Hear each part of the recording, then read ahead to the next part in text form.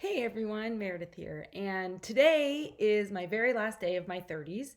Tomorrow I turn 40, and I've been doing a lot of reflecting on what that means because my 30s were a really tough decade. I went through infertility, job loss, moving. I was sick with my thyroid for most of my 30s, and it was tough going. And that's a part of the reason why I chose to run a marathon to close out my 30s, is it kind of felt like a marathon.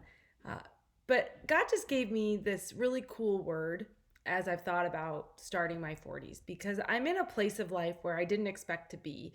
Some of you know we are in between jobs right now. We had bought a house here and we just had to sell it, and we're moving in with some family for a season. And really, I'm entering my 40s as a blank slate. And I've not really been in this place in my life ever.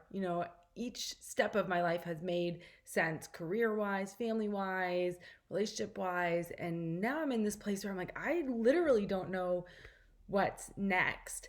And I was reading in the book of Acts, and I was finishing it up when, some of you may know this, the book of Acts. It's the chronicle of the early church, and it follows the Apostle Paul, who's one of the early leaders in the church. And towards the end, he's on his way to see Caesar, and he gets into this huge storm, and their ship crashes and wrecks, uh, and they are about to hit land. They see an island, and there's this moment where Paul says, "You guys haven't been eating.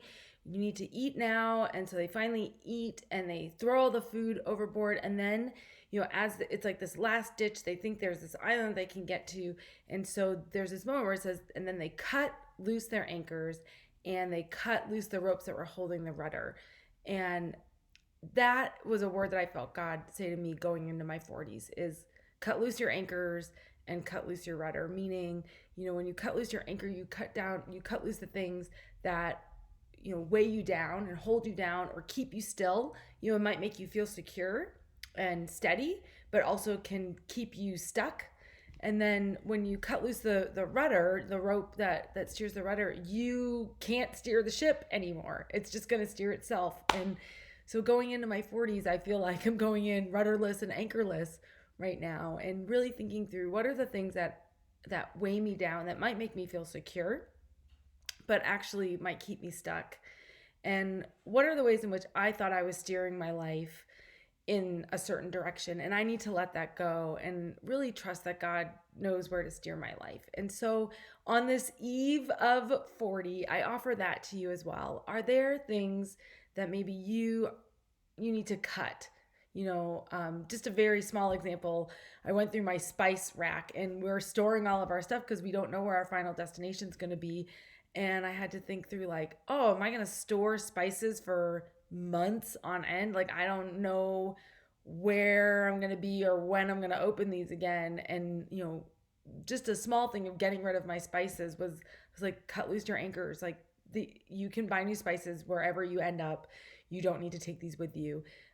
But it can be, are there relationships? Are there memories? Are there hurt feelings? Are there grudges that you're carrying around that you just need to cut loose those anchors because they're keeping you stuck?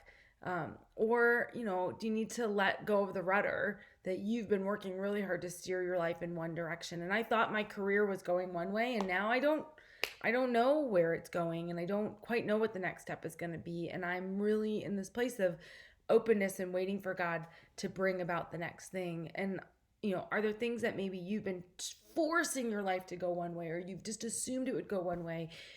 And this might be a season to say, you know what, you got to let go of the rudder and trust that God can steer your life even when it seems like you're a little bit aimless. So as I end my 30s, a decade that brought a lot of joy as well. I became a mom in my 30s. I've met some of my very best friends in my 30s. I've gotten to advance my career and do all sorts of incredible things in my 30s. There was also a decade that was really, really hard and really trying, to let go of the things that weigh me down and to allow God to steer my life in a new way as I enter this next decade. And so I'm looking forward to what that's going to be, and I hope that that's helpful to you as well.